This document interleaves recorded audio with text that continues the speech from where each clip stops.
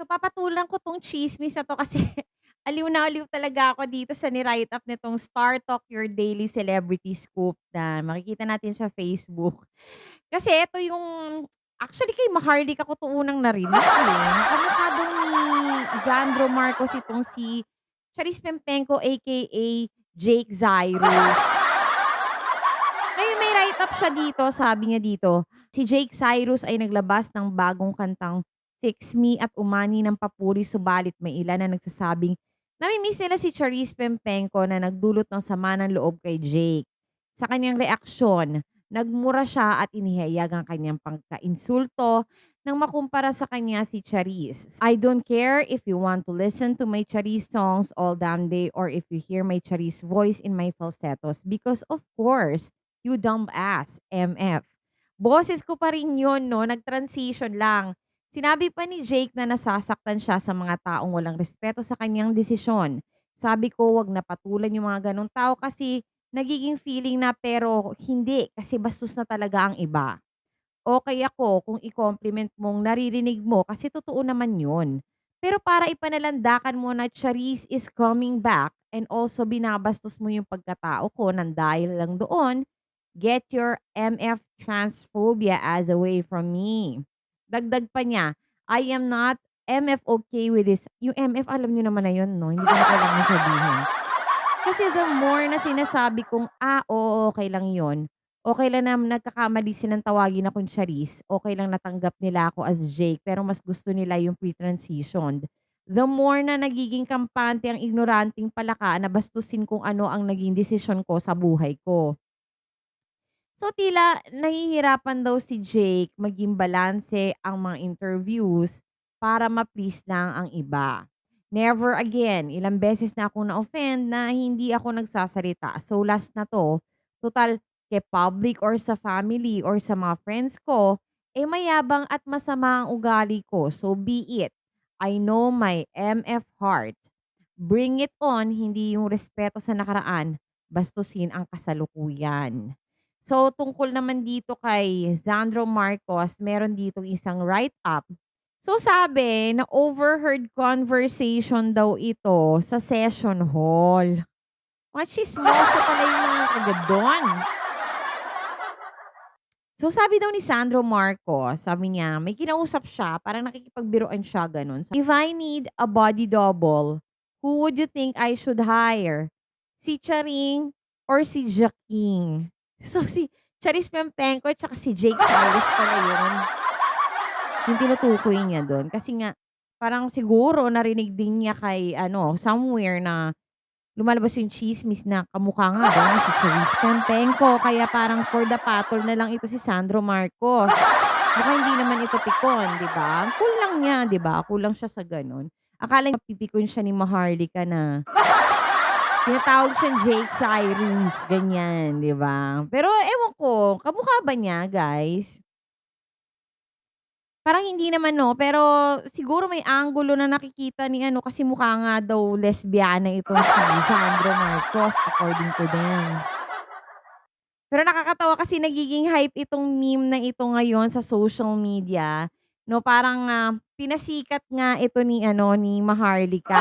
Sa kanya muna nagsimula tapos lumawak na ng lumawak 'tong pangtitiis kay Sandro Marcos na may hawig nga siya daw dito kay Jake Cyrus. Pero hindi lang daw si Sandro Marcos ang kamukha ni Jake Cyrus.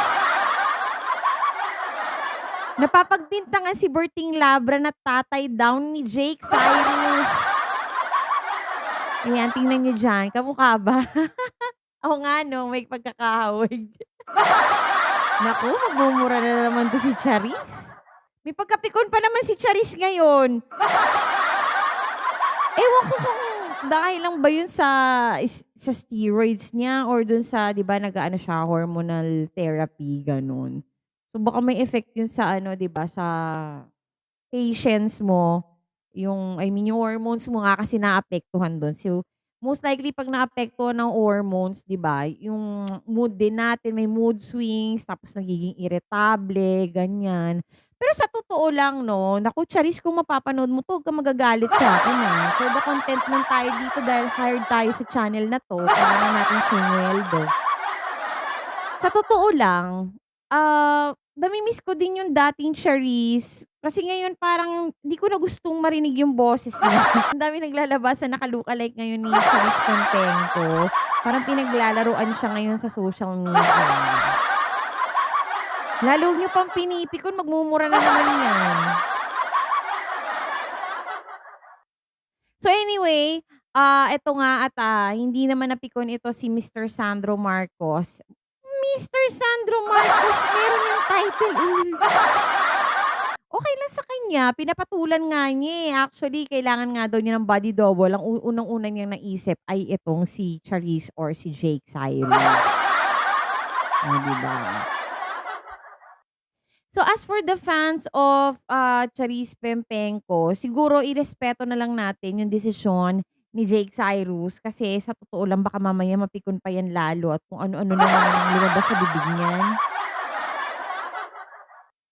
Marami kasi actually pagka nagko-content ako about Charisse Pempenko lalo na nung na-hype yung tungkol kay Stell, yung do sa concert ni David Foster dito sa Philippines, dun na naman naungkat si Charisse at marami nga yung nanghihinayang actually kahit saan kapagka nagpo-post ako ng about Charisse Pempenko, marami talaga nanghihinayang, they can't help na manghinayang. And, sana naman maintindihan din ni Charisse yung part na yon kasi sa totoo lang siyempre dun siya unang nakilala, hindi naman siya magiging kilala as Jake Cyrus ngayon kung hindi siya nakilala bilang Charisse dati, 'di ba? Dun nagsimula yung kasikatan niya at hindi din siya mapipiko ng ganyan, 'di ba? Kung hindi walang papansin sa kanya.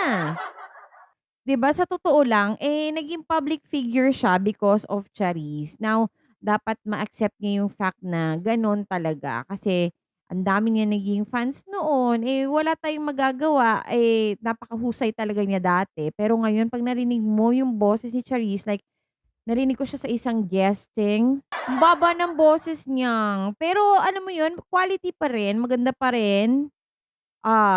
Maganda pa rin yung hagod nung boses pero alam mo na parang ano na, hindi na niya levels yung Charis Pempenko. Feeling ko nga pagka kinanta niya hindi ko alam kung maaabot pa ba niya yun. 'Di ba kasi nga siyempre yung hormones ng babae inaalis niya yan, inaalis na niya sa katawan niya. So, most likely may changes sa boses yun. So, anyway, thank you so much for joining me. Wala na, napaglaruan ko lang talaga 'tong content na 'to kasi libang na libang ako magbasa dito kay Star Talk. So, thank you so much for joining me. I'll see you on my next vlog and don't forget to subscribe. Bye-bye!